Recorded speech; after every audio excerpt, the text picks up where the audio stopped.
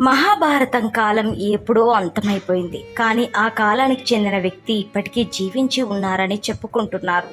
దీంతో పాటుగా మనలో ఒక్కడుగా తిరుగుతున్నాడని కూడా అంటున్నారు.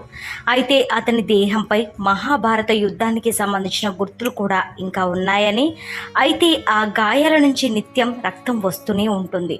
ఆ గాయాలను మాన్పించడం కోసం ప్రజల నుంచి నిత్యం నూనెను తీసుకుంటూనే ఉన్నాడు.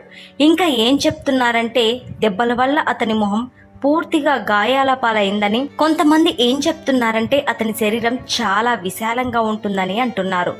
మనం ఎంతవరకు చెప్పుకున్నది అశ్వత్థామ గురించి. మహాభారత కాలంలో గొప్ప యుద్ధ వీరుల్లో అశ్వత్థామ ఒకరని చెప్పవచ్చు. అలాగే దుర్యోధనుడు, శకుని, ద్రౌపదుల గురించి తెలిసే ఉంటుంది. కానీ మహాభారత యుద్ధంలో అశ్వత్థామ గురించి తక్కువ మందికి మాత్రమే తెలుసు. అశ్వత్థామ మహాభారతంలో ఎలా